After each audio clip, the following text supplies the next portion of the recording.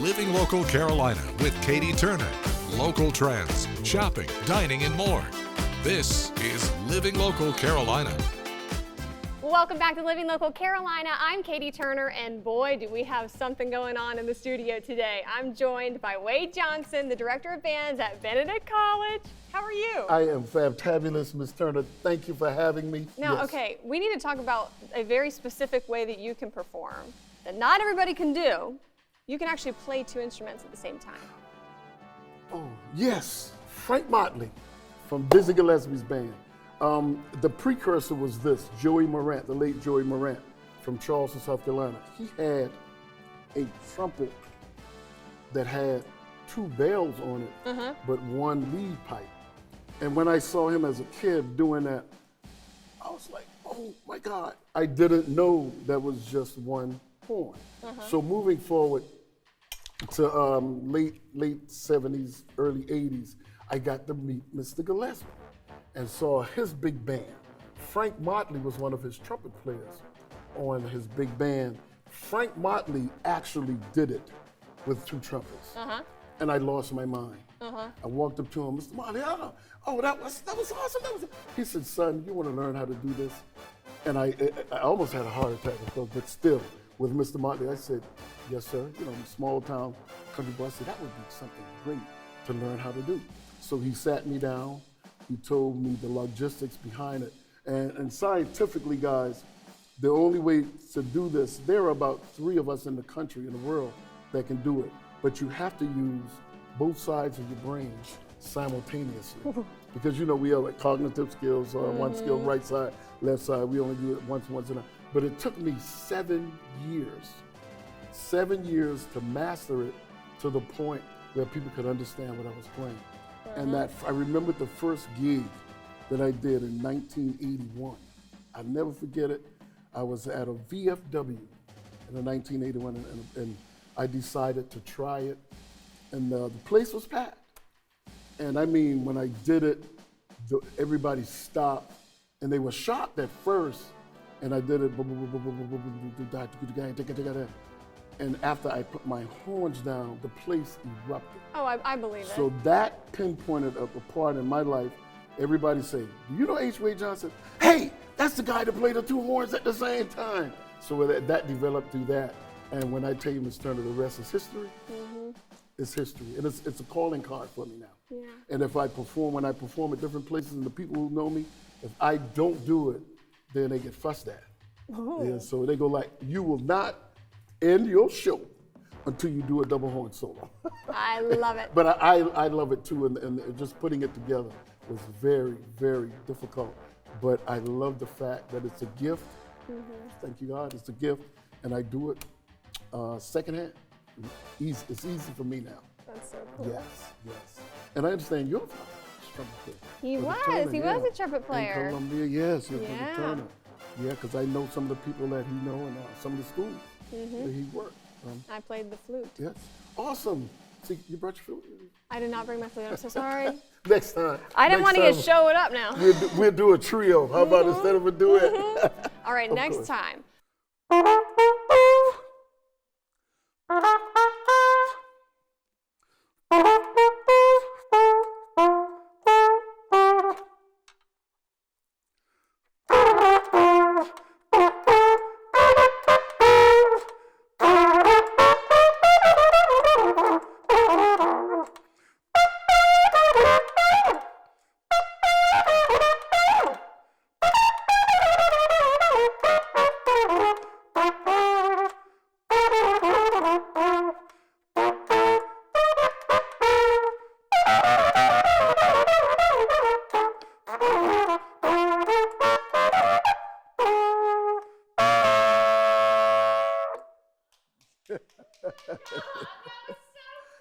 Yes.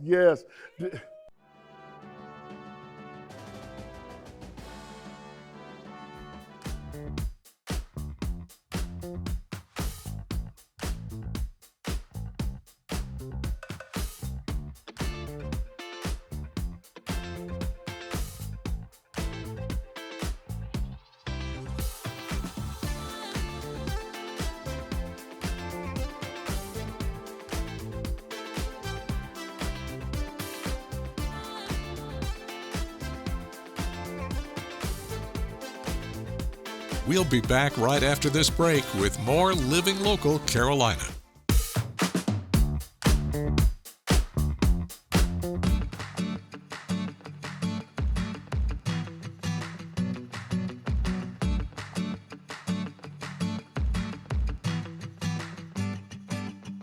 Well, today we are getting messy. I am at Studio 4319. I'm with Michelle. How are you? Good, thanks. How are you? I'm doing a lot better now that I'm here, if I'm being honest. Great. Well, you know.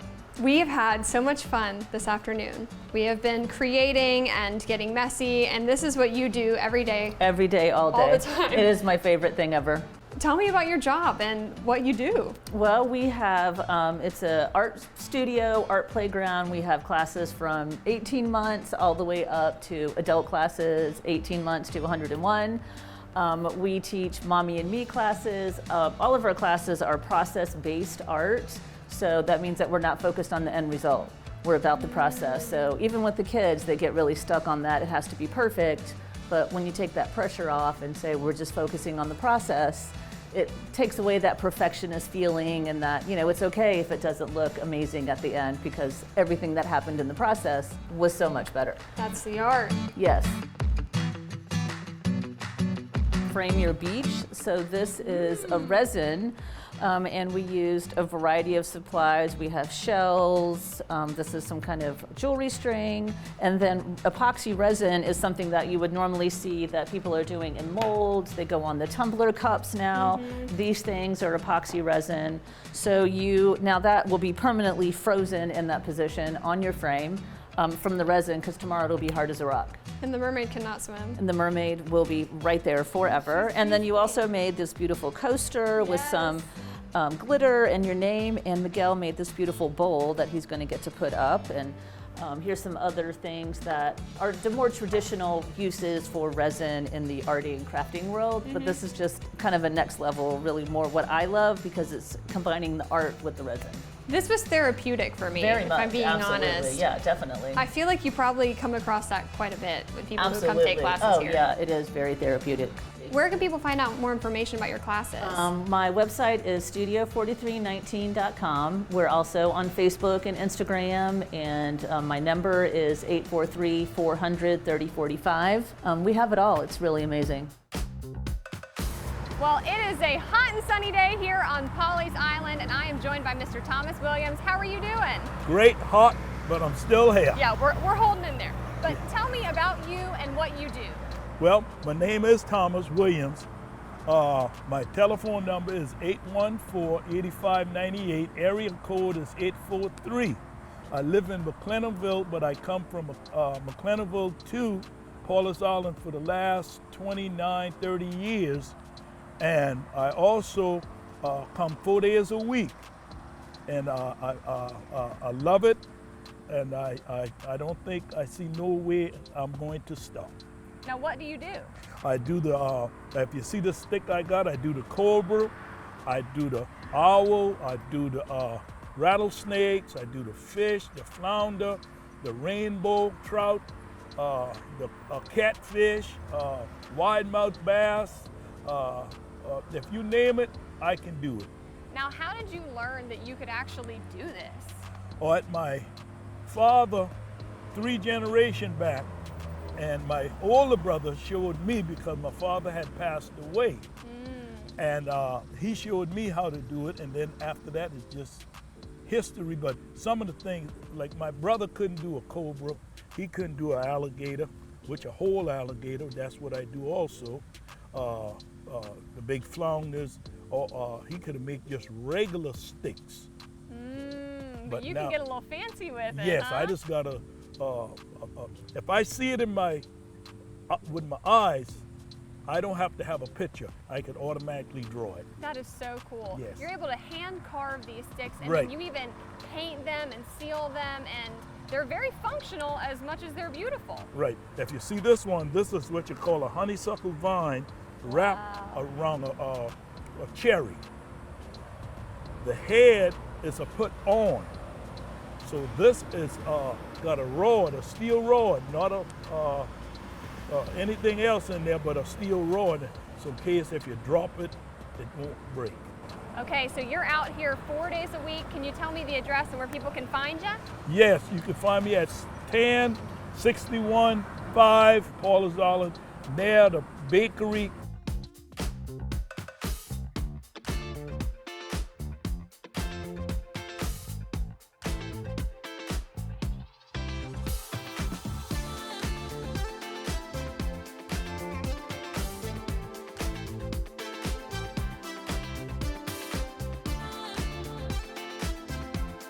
We'll be back right after this break with more Living Local Carolina. So for the history of Burgess Community Garden, Unity Myrtle Beach purchased this land in 2018. We began to do small improvements as we could because we still had our old church building in Surfside. And we paid off the mortgage here in 2021 and started meeting out here more regularly 2021, and now we meet out here every Sunday for our 11 a.m. Sunday services. We thought about doing raised beds just for our community and for the health and well-being of our community, and then it wasn't long before we realized if we're going to grow food, let's grow food for the community. And with Darylyn Alexander at the helm of our community outreach team, she began to contact organizations, people in the community like the Boys and Girls Club who could be a part of this. And she's really done the hard work of making a lot of those community contacts and getting the interest out here. It's really enlivened our community. People love working outdoors and getting their hands in the dirt and the idea of growing good, healthy food.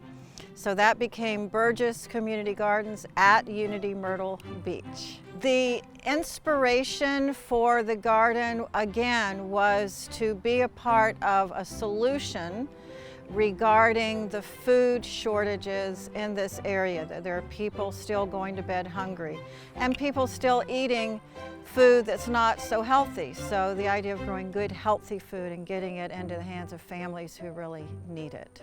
Who does the garden benefit? So something that a lot of us on the Grand Strand don't understand is a lot of families still go to bed hungry.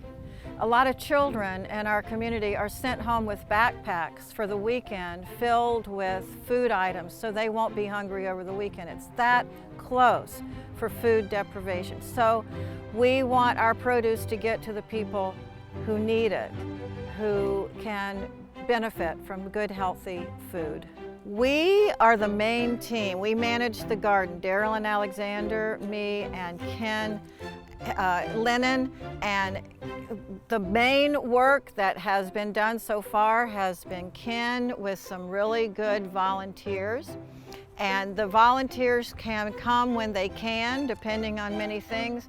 Ken is here a lot. We have, our main core of wonderful people in service, and Ken is one of them. And we need more. Everybody is invited to come out and get their hands in the dirt. How can people get involved? There's several ways that people can get involved. One, we need people that will help volunteer to indeed work in the garden and dig the beds. We need outreach people that know other people in the community, both in the public community and business community, but also personal community, meaning they know people who are hungry. They know people who would like to come and serve on the board. Because for us to do this effectively, we're looking at everybody being involved in this whole process.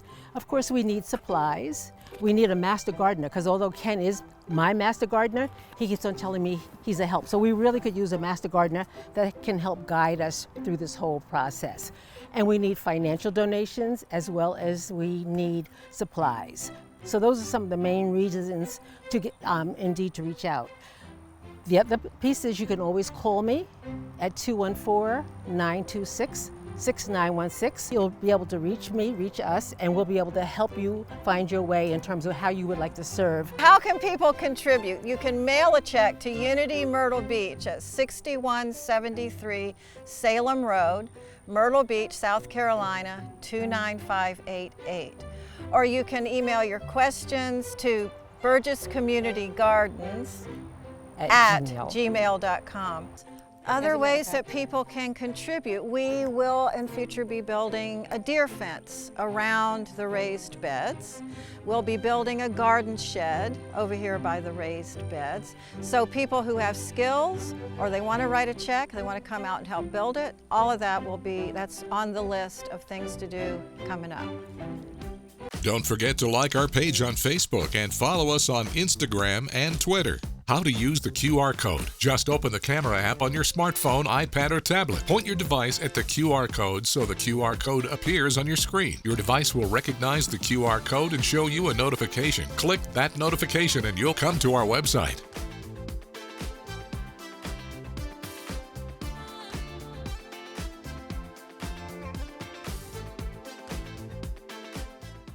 Living Local Carolina, weekday mornings at 9:30 on WBTW News 13.